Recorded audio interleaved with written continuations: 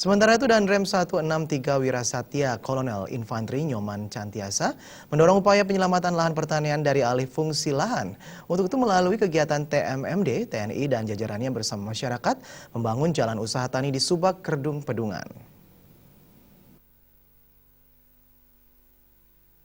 Di sela-sela apel pembukaan TMMD ke-97 di lapangan Argacok ke Pegok, Denpasar Selatan, Kolonel Infanteri Nyoman Cantiasa mengungkapkan saat ini gempuran pembangunan pariwisata di Bali cukup tinggi.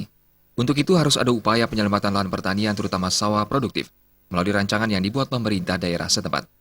Mendukung penyelamatan lahan pertanian di tengah himpitan pembangunan di Kota Denpasar, TNI ikut membuat jalan usaha tani yang dilakukan oleh Dandim bersama jajarannya bersama masyarakat melalui kegiatan TMMD di Subak, Kerdung.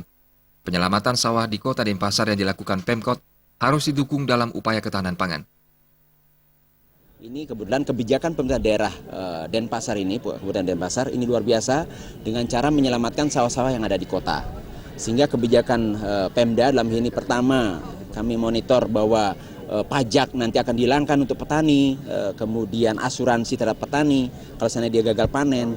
Kemudian di samping juga TMMD ataupun Dandim sendiri ataupun TNI yang ada di Denpasar juga melaksanakan pendampingan dalam rangka untuk ketahanan pangan itu. Kita bagaimana membuat tema pertahanan sawah di tengah kota. Jadi mempertahankan sawah di tengah kota yang begitu gencarnya gempuran pembangunan pariwisata. Karena memang titik berat Bali ini kan pariwisata. Nah ini kita rancang bagaimana menyelamatkan sawah-sawah yang ada di Kota Denpasar. Sehingga anak-anak kita masih lihat ada sawah. Karena hari gini nggak mudah ada sawah, susah. Upaya yang dilakukan TMMD ini mendapat respon positif dalam upaya mempertahankan sawah di tengah kota, apalagi Pemkot Denpasar tahun 2017 ini akan mencanangkan Subak Lestari.